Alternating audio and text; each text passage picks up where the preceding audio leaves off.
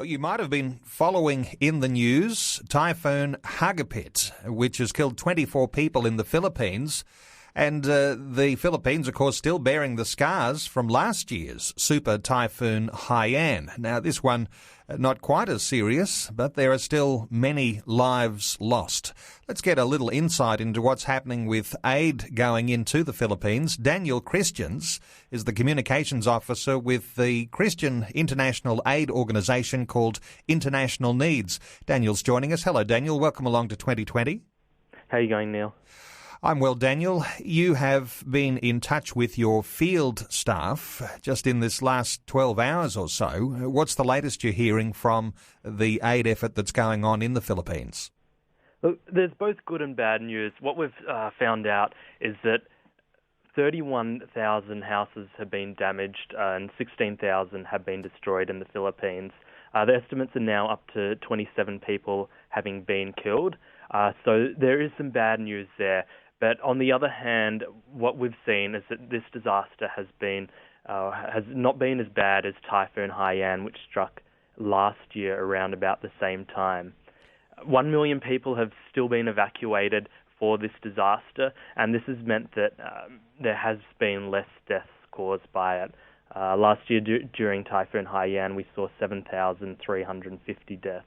So we're really glad that it hasn't been that bad. However, it has been due to the response of the international community as well as organisations like International Needs Australia, which has meant that the communities in the Philippines have been better prepared this year. Now, it is good that aid organisations like yours, and there are many aid organisations who will be going to help those who have been displaced from their homes. And the good news is the death toll not so high, but there are all sorts of things that follow a disaster like this. And you guys are involved in distributing all sorts of emergency supplies to people. Absolutely. What we're doing at the moment and what we're appealing for funds for is to provide food packs, which will also include clean bottled water, as well as medicine and hygiene kits. And these include things like insect repellents, sanitizers, soap, toothpaste, paracetamol, alcohol, and cotton. And this is to help prevent the spread of diseases, which often happen after a disaster has left the news and the community is struggling to recover. Daniel, you guys, like a lot of aid organisations, have child sponsorship programs that happen in various locations. You've got a child sponsorship program happening in the Philippines. How have your people, the people that you support, how have they fared in the typhoon? Yeah, that's a great question. So our sponsorship communities have, through our funds and through our programs, to support them through the disaster last year with Typhoon Haiyan, they have been better equipped this year. So in rebuilding homes and communities last year, one of our key aims was to make sure that their houses would be strong enough to weather the next disaster. Now, they have still evacuated, and fortunately none of our sponsored children have been severely affected, and there's been no deaths among the people that we immediately work with, which is great news.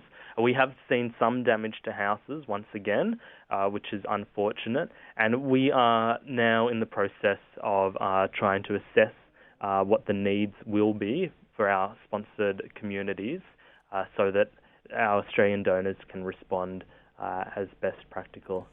I guess International Needs, like other aid organisations, will be involved in feeding programs for those who have been displaced, and I guess there's always the need for counselling for people who've been displaced from their homes, children's issues, and of course there are broader issues for those families who've lost loved ones again this time.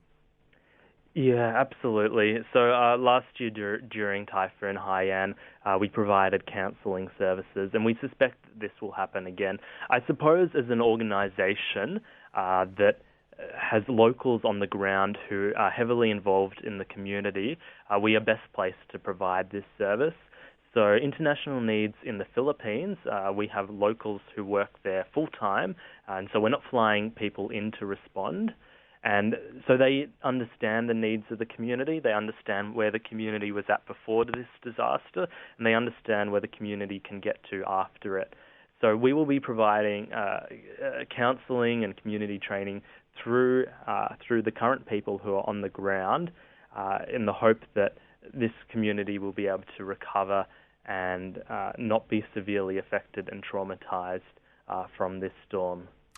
And just quickly, Daniel, international needs, when people give a gift, there is a sense in which a gift is tax deductible when you're giving to the aid that's going into the Philippines.